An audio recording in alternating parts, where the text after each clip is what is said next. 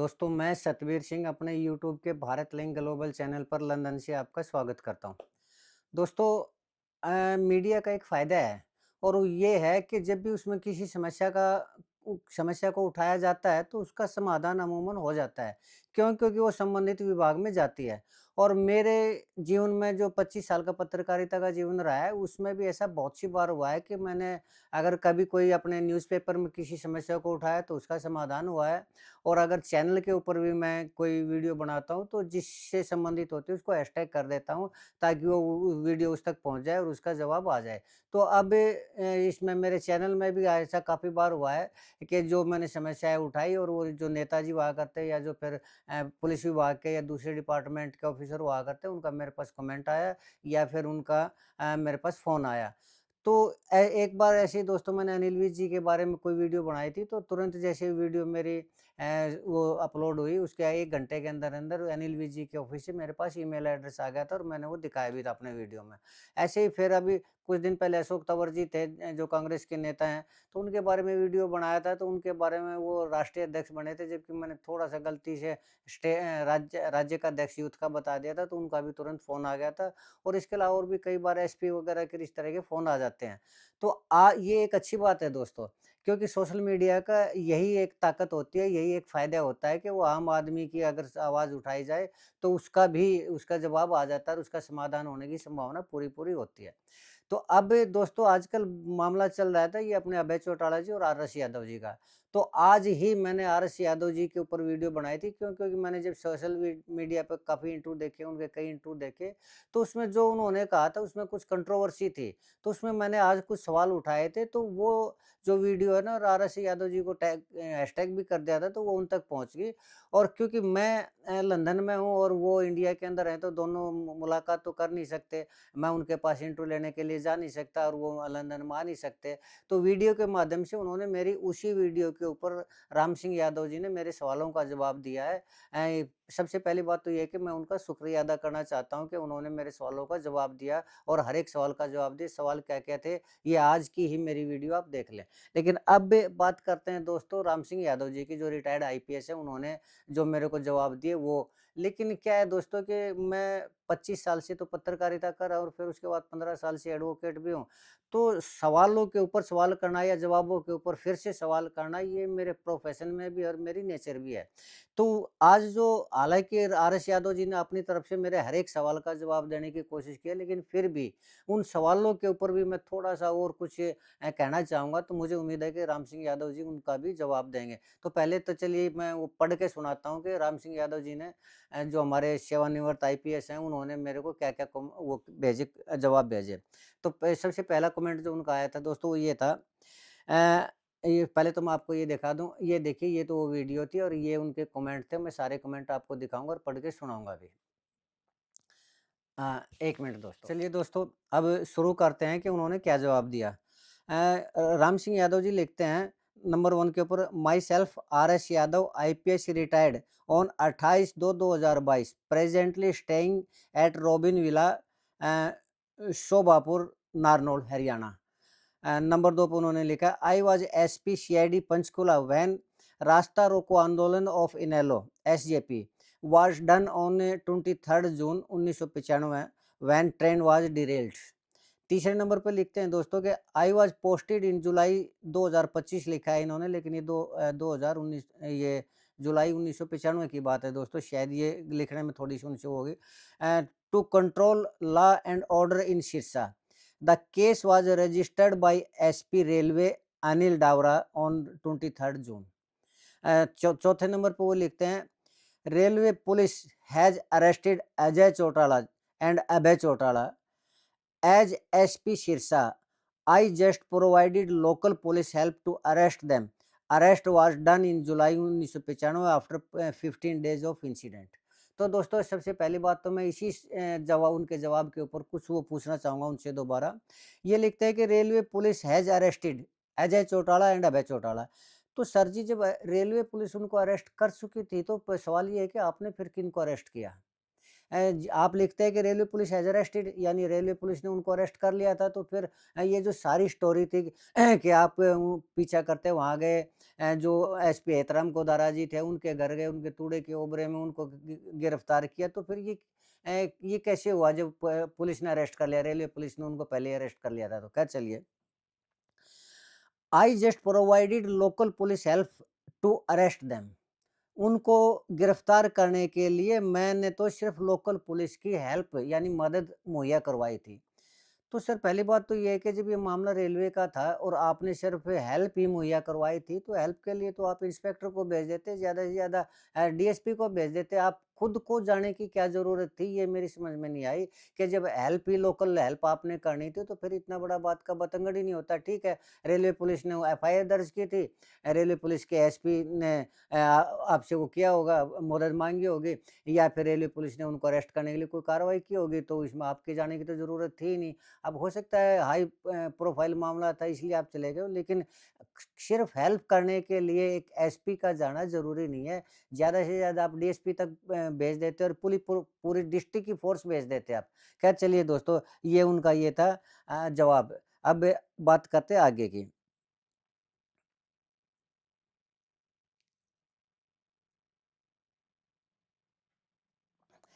A,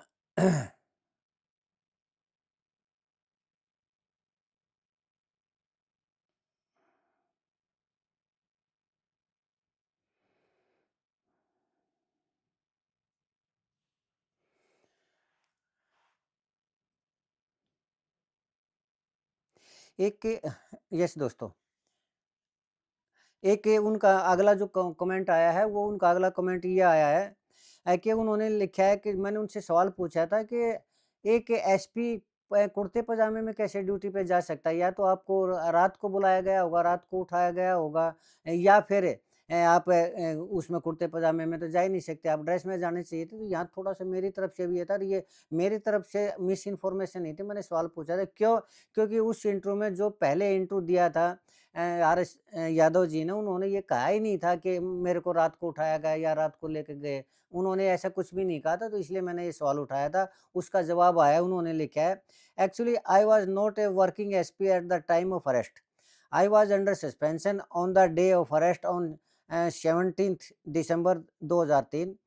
I was arrested in night time and I was wearing kurta pajama.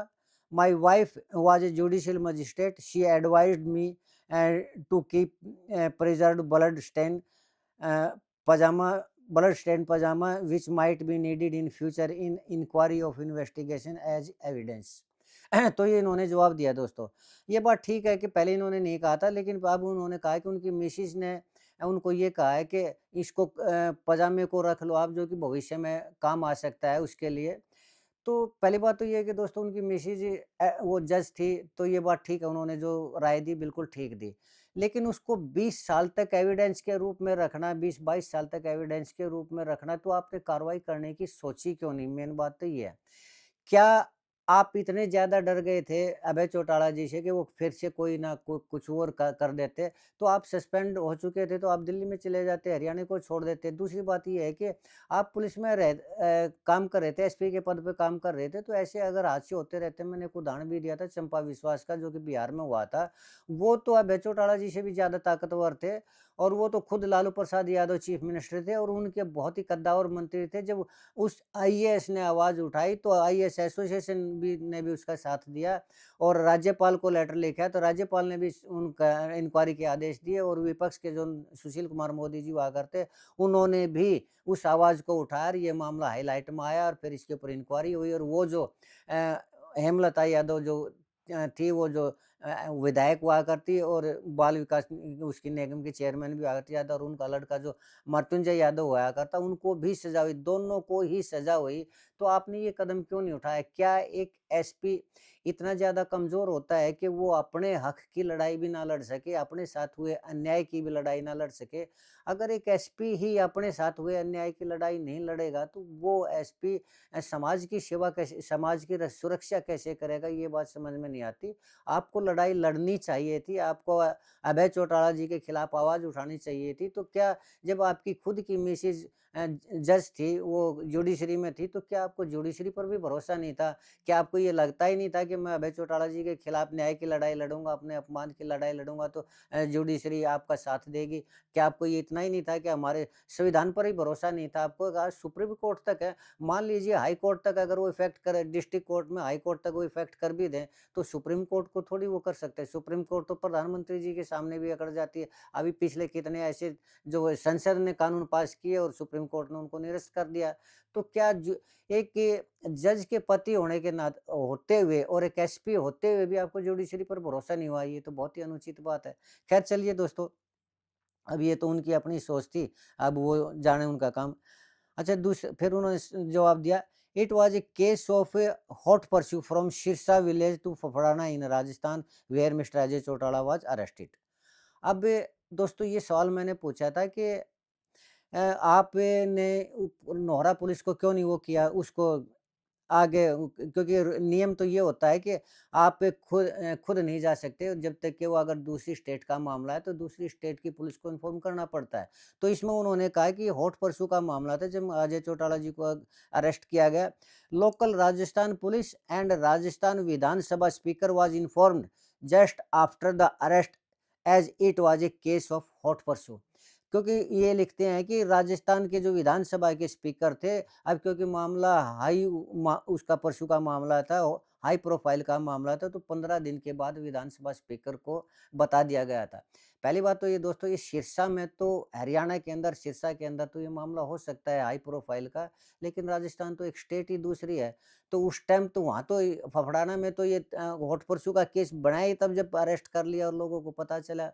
तो उसमें उससे पहले तो ये इतना ज़्यादा हॉट परस्यू तो था ही नहीं ये मामला, तो आपको लोकल पुलिस का हेल्प लेनी चाहिए थी, जो कि नियम भी है। हाँ, एक नियम ज़रूर है कि अगर कोई डकैत हो, अगर कोई लुटेरा हो और किसी के मर्डर की आशंका हो, तो उसमें पुलिस सीधी कार्रवाई कर सकती है, उसमें उसको सूचना देने की ज़रूरत नहीं है। लेकिन अजय चौटाला जी न तो डकैत थे न लुटेरे थे और न ही किसी के मर्डर की संभावना थी। तो इसमें मुझे थोड़ा-सा ये लग रहा है कि शायद आपने अपनी सीमाओं से बढ़कर भजनलाल सरकार को खुश करने के लिए इस मामले को इतना ज़्यादा वो बढ़ाया और आपने उसको इन्फॉर्म करने की कोशिश नहीं की पुलिस को। चलिए, एक सवाल मैंने पूछा था कि उसमें उन्होंने कहा था कि 1 महीने तक वो जेल में रहे, जबकि अजय चौटाला जी की तो 1 दिन में ही ज़मानत हो गई थी, तो इसका जवाब उन्होंने दिया है, mister Ajay Chautala was released on bail within a day, but mister Abhay Chautala and other offenders got bail after around 1 month. ये बात उन्होंने ठीक है कि वो 1 महीने के बाद हुए थे, लेकिन उस इंटरव्यू में जिसमें मैंने सवाल उठाया था, इसमें उन्होंने नहीं कहा था कि अजय चौटाला जी 1 दिन में बेल हो गई थी, उन्होंने ये कहा था कि वे लोग 1 महीने तक जेल में रहे। तो अगर ये क्लियर कर देते तो शायद मैं ये सवाल नहीं उठाता। ख़ैर, अच्छा दोस्तों फिर अब उन्होंने कहा था कि तूड़े के ओबरे के अंदर जो अजय चौटाला थे तूड़े के ओबरे के अंदर छुपे हुए थे और मैं वहाँ से उनको निकाल के लाया था। तो दोस्तों मैंने एक इंटरव्यू देखा था, वो जो जिनका घर कह रहे हैं फफड़ाना गाँव के जो रिटायर्ड सरोगेट डीएसपी हेतराम गोदारा जी थे। उनके लड़के का एक इंटरव्यू देखा जो कि खुद भी जिला एवं सेशन जज हैं और सेवानिवृत्त हैं और वो उस घर में ही उनका इंटरव्यू था। तो उन्होंने ये कहा कि हमारे घर के अंदर तो कोई तूड़े का ओबरा ही नहीं है। चलिए अब मान लीजिए अगर तूड़े का ओबरा हो तो उन्होंने खुद पूरा घर जिस पत्रकार को इंटरव्यू दिया था उसको पूरा घर दिखाया था, उसमें तो कोई दिखाई दे ही नहीं रहा था।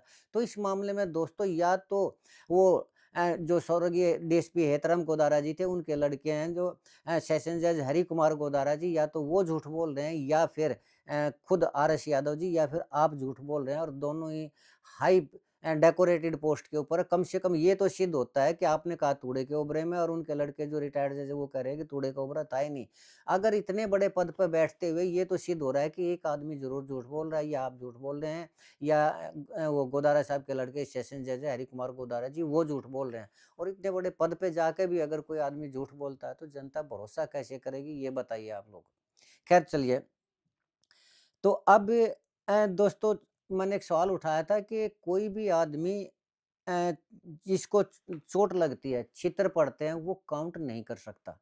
क्यों? क्योंकि या तो वो काउंट तब कर सकता है जब उसने इंतकाम लेना हो कि मैं देखता हूँ जितने मेरे को मारे जाते हैं उससे ज़्यादा मैं या डबल या उतने ही उनको ज़रूर मारूँगा जैसे ही वो मौका मिलता है।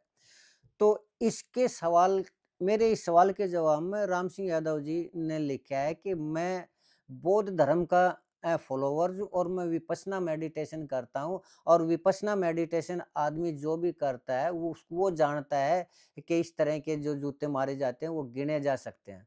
तो इसके ऊपर राम सिंह यादव जी मैं आपको कह रहा हूँ चलिए थोड़ा-सा इसके बारे में भी बात कर लेते हैं। क्यों? क्योंकि मैं भी विपश्यना मेडिटेशन की गहराइयों तक गया हूँ। और आप जो बात कर रहे हैं ना विपश्यना मेडिटेशन की, अब तो रिटायरमेंट के बाद तो हो सकता है आप उसके फॉलोवर भी हो गए हों और विपश्यना मेडिटेशन के बारे में और भी गहराई तक अवचेतन मन तक जा चुके हों आप, उसकी जितनी भी संवेदनाएँ हैं वो आप शायद महसूस करते हो या उसकी ध्यान की गहराइयों तक जा चुके हो, लेकिन उस टाइम थे आप एसपी। और उस टाइम मान लीजिए आपने एक कोई कैंप अटेंड कर भी लिया होगा। तो उस एक कैंप अटेंड करने से थोड़ा-सा आनापान तक तो आदमी हो जाता है, लेकिन इतनी ज़्यादा कि जब आदमी के मान-सम्मान के ऊपर बात आती हो और जब उसका पब्लिक के बीच में उसका अपमान किया जाए, तो दोस्तों वहाँ पर राम सिंह यादव जी वहाँ पर ये जो संवेदना की बात आप कर रहे हैं, अवचेतन मन की गहराइयों तक पहुँचने की बात कर रहे हैं, जो आप साक्षी भाव से देखने की बात कर रहे हैं, ये वहाँ पर संभव नहीं है। क्यों?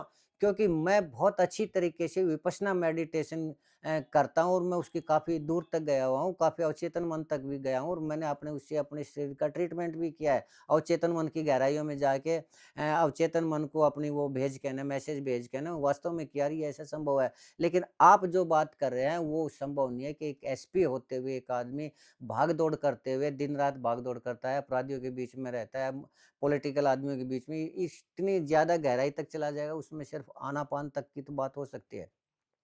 उस टाइम आप आनापान तक पहुँचे थे और आनापान एक बेसिक उसका शुरुआत भर है जो बिगिनर के लिए होता है। ज़्यादा एडवांस उसका वो कोर्स नहीं है और आनापान तक तो मैं मानता हूँ, लेकिन आनापान में इतनी ज़्यादा शक्ति नहीं होती कि आप उन जूतों को साक्षी भाव से देख सकें, आप उन जूतों को साक्षी भाव से गिन सकें।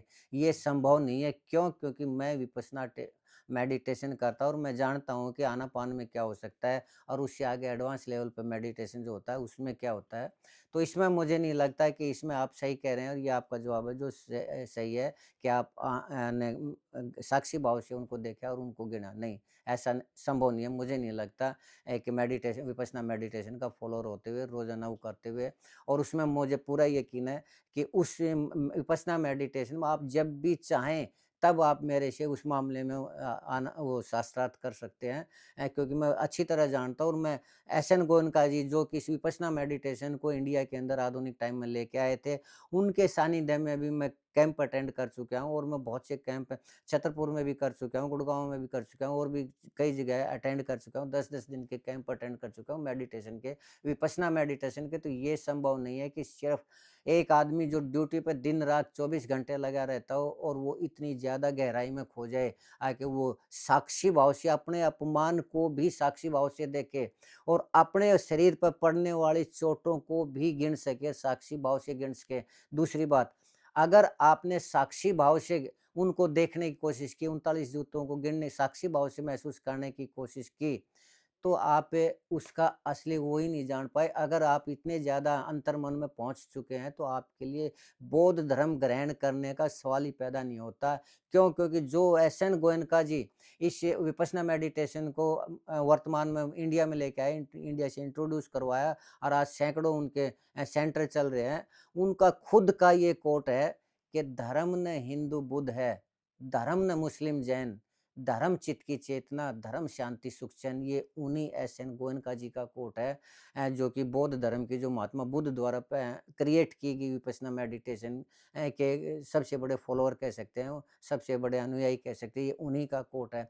और अगर हिंदू और बौद्ध कोई धर्म ही नहीं है, तो आपने हिंदू धर्म को छोड़कर बौद्ध धर्म कैसे ग्रहण कर लिया, ये समझ में नहीं आता। ये विपश्यना मेडिटेशन के शुरुआती लेवल पर बिगिनर के लिए तो संभव है कि वो बौद्ध धर्म ग्रहण कर ले, उसकी कुछ चीज़ें अच्छी लगने लग जाएँ, उसको वो महसूस करने लगे कि एक यही जीवन है, यही सब कुछ है। लेकिन जब आदमी चित्त की गहराइयों में जाता है ना, तब जाके तो वो 39 उनको वो भी साक्षी भाव से महसूस कर सकता है। लेकिन गिन नहीं सकता। क्यों? क्योंकि गिनने का मतलब ये है कि उसके मन के अंदर कुछ न कुछ ऐसा कलुषित संकल्प है कि वो उससे इंतकाम लेना चाहता हुआ भविष्य में।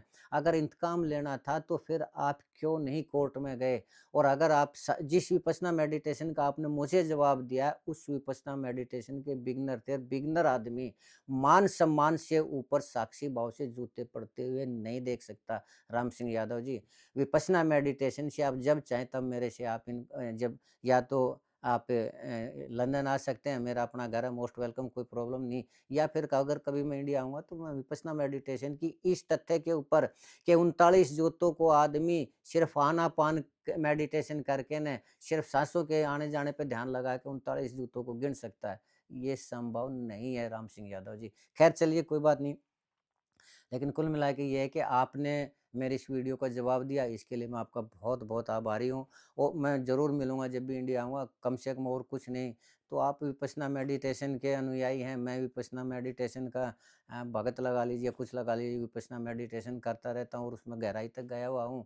तो और कुछ नहीं तो इसके ऊपर भी तो शास्त्रार्थ हो ही सकता है। लेकिन ख़ैर चलिए दोस्तों, मुझे उम्मीद है कि राम सिंह यादव जी आज भी मेरे इन सवालों का जवाब देंगे, जो मुझे उम्मीद है। और फिर भी अगर मामले को लंबा नहीं भी खींचना चाहते तो कोई दिक्कत नहीं, क्यों? क्योंकि फिर वो कुछ कहेंगे। अब पत्रकार होने के नाते और एडवोकेट होने के नाते मैं फिर उनके जवाबों के ऊपर फिर कोई वो उठाऊँगा, तो चलिए जो हुआ सो हुआ।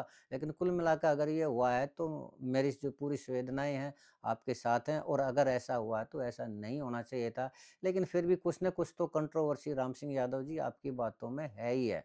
इसमें कोई दो राय नहीं है। चलिए खैर कोई बात नहीं दोस्तों, आज के लिए इतना ही। मुझे उम्मीद है कि आपको मेरा ये वीडियो पसंद आया होगा, क्योंकि राम सिंह यादव जी ने आज ही मुझे जवाब दिए थे, तो इसका जवाब भी आज देना ज़रूरी था।